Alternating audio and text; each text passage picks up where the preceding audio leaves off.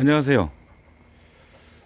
자, 이제 서서히 자라는 속도가 이제 조금씩 눈에 보일 때가 됐죠. 자, 봄에 가장 주의할 점이 뭘까요? 제가 여러 번 이야기를 했던 것 같기도 하고요. 언제 했었는지를요, 잘 기억을 못 합니다. 자, 이제 비료, 화학 비료가 들어가기 시작하고 주간 온도가 오늘 예보에는 15도, 16도 이야기를 했습니다. 난실은 그러면 20도가 넘어가요. 자, 왜 넘어가느냐? 밖에를 내립니다. 그러면 양쪽 다 내렸죠. 다 내리고 다른 곳에서 바람을 빼내요. 자, 이거는 제가 요새 며칠 그 작업이 있어가지고 그 조형물 작업이 있어서 난시에서 지금 분갈이를 하다 중단을 했어요. 또 먹고는 살아야 되니까요. 중단을 했는데 그 제가 저걸 내리는 걸 깜빡했습니다. 음, 지금 습도가 굉장히 낮죠. 얼마 전에 비가 와서 다행히 조금 올라갔었는데 또 곧바로 내려갔습니다. 봄에는 무조건 습도가 낮습니다. 제가 그 여러 번 이제 그 설명을 드렸었는데 습도가 낮으면 올 수 있는 냉해 관련해서 좀 몇 말씀 드리려고 합니다. 자, 여기 냉해가 왔죠. 이렇게 이 부분부터 여기까지 까맣게 죽었습니다. 자, 조직이 괴사한 거죠. 여기도 그렇죠. 이렇게 조직이 괴사한 부분이 생기고 저 형태가 굉장히 다양한 형태로 나타납니다. 여기도 있어요. 여기도 보면은 뒤에가 지금 전부 다 한 방에 다 나갔습니다.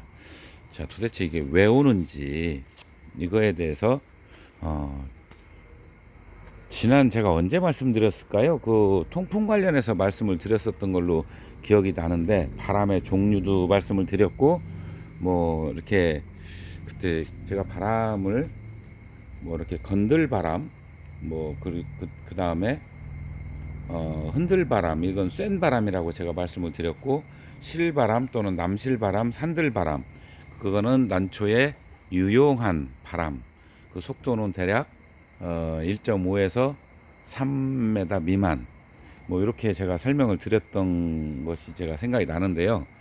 자, 봄에 역시 마찬가지입니다. 지금 이제 광량이 많아지니까 증산작용이 많이 일어납니다. 뒤에 기공을 열었다 닫혔다 하죠. 자, 그러면 온도가 올라가면서 그게 되는데 바람이 이제 밖에 외깃바람이 이제 온도가 올라가니까 저게 만약에 저쪽에 열려진다. 그러면은 찬 바람이 쑥 들어오죠. 그러면 옆온이 내려가는 거예요. 옆온, 옆 입에 온도가 있는데 자, 안에는 바람은 없으니까 분명히 표면 온도가 올라갑니다. 그러면 이제 여기서 공장이 쉽게 면 활발하게 돌아갑니다.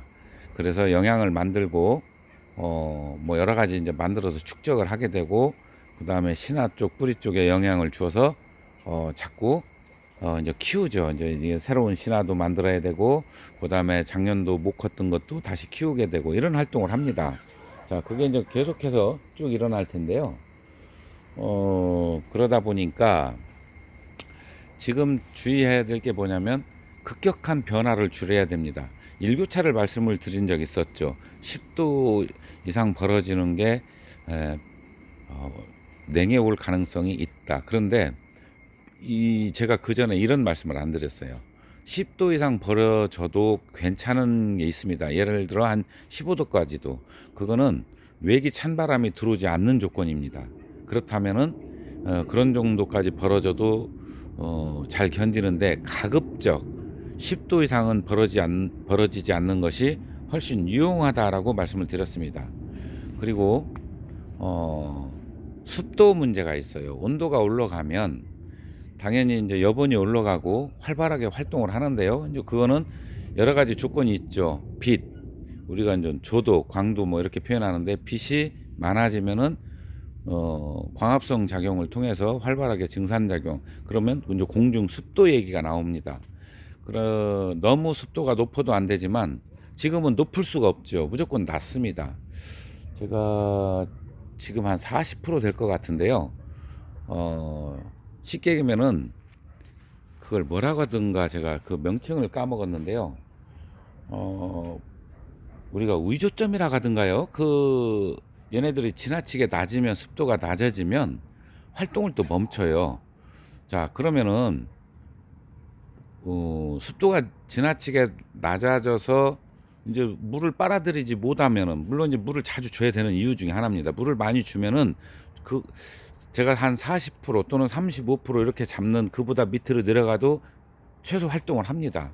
그런데 그보다 더 내려갔다 그러면 닫을 수밖에 없어요. 자, 이런 일이 벌어지는데요. 물을 주어도. 왜냐하면 너무 빨리 그 입에서 그 수분을 빼앗기기 때문에 이게 날아가는데, 수분이 날아가는데요. 이제 그래서 그런 문제, 요때 이제 생기는 것이 부조화라고 표현을 제가 했습니다.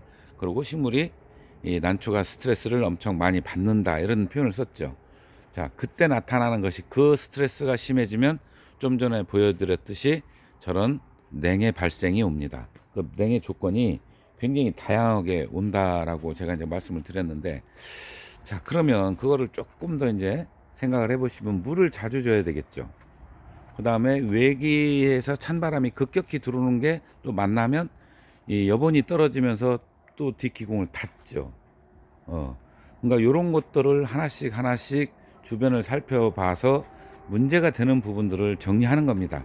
그렇게 하게 되면 지금 제가 보여드렸던 것처럼 그런 현상들이 입 잘 만들어서 저렇게 저는 저거는 또 이런 제가 이거 빼먹었네요. 이렇게 오는 이유 중에 하나가 또 있습니다. 이거는 밑에 상태 뿌리가 안 좋을 때도 옵니다. 자, 여기가 그게 보이네요.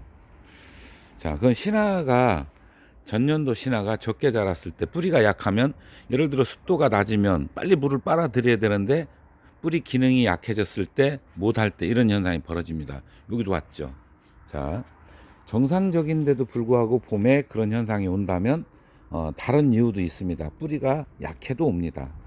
자, 이제 조건이 자꾸 늘어나네요. 이거 복잡해지죠. 그렇게 복잡하다고 생각 안 하셔도 될 것 같아요. 자, 급격한 온도 변화, 그리고 너무 많은 일교차, 그리고 찬바람이 직접 닿지 않는 것, 또 한 가지 바람이 우리 산들바람 이상이 닿지 않는 것.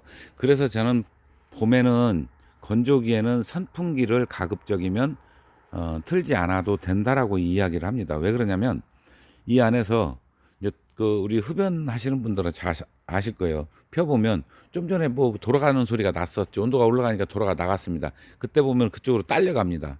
그러면은 그걸 우리 뭐라 그러죠? 그 바람 이름 제가 말씀드렸던 게 뭐였죠? 실바람이라고 그러죠. 이제 가장 낮게 부는 바람, 무풍에서 실바람, 그리고 남실바람 얘기하는데, 그런 정도는 난실 항상 있다는 겁니다. 물론 이제 산들바람이라고 하는 데까지는 분명히 효과가 아주 좋아요. 더 오히려 활발하게 증산작용을 합니다. 그러면은 집정란에 그 선풍기 바람이나 강제 통풍 바람을 붙이지 않고 주변을 향해서 붙여주면은 그런 정도가 되겠죠. 지금은 거의 이제 무풍인데요. 그런 정도까지 들어왔을 때가 활발하게 증산작용을 하게 됩니다. 그러니까 약하게. 그 다음에 이제 습도가 높아지면서 조금 더 틀어줘야 되겠죠. 이제 네, 그런 조건을 맞춰주면 냉해도 막을 수 있고요. 더 활발하게 잘 자랄 수도 있고요. 요런 부분들이 지금 제가 말씀을 드려야 될 것 같아서 제가 이거 지금 분갈이를 여기까지밖에 못 했는데 쭉 해 나가야 되거든요. 이거 못한 상태로 먼저 그 말씀을 여러분께 이렇게 드리게 됐습니다. 자, 간단하게 정리해 보면요. 바람색이 너무 세면 안 된다. 그래서 그걸 우리가 이제 그 이름을 정해 놓은 게 산들바람, 또 남실바람 또는 실바람, 이런 정도면 충분하다. 그리고 외기 찬바람이 내부가 온도가 확 올라가니까 외기를 확 열어서 난에 직접 닿았을 때 얘네들이 여본이 급격히 떨어지면서 뒤에 기공을 닫게 됩니다. 자, 그게 반복되면은 거기에 이제 부조화 현상에 의해서 이제 스트레스를 많이 받게 되죠. 그러면 거기가 어떻게 돼요? 저항력을 잃습니다. 병에 대한 저항력을 잃기 때문에 그 부분이 조직이 괴사하기 시작합니다. 반복됐을 때. 그래서 이제 그거를 조심하셔야 되고, 습도는 가장 이제 잘 자라는 습도가 보통 60에서 70 정도 보는데요. 80도 뭐 물론 환경에 따라 차이가 있어요. 뭐 80도 괜찮고 물론 이제 80 이상도 올라가면 또 급격히 떨어져요.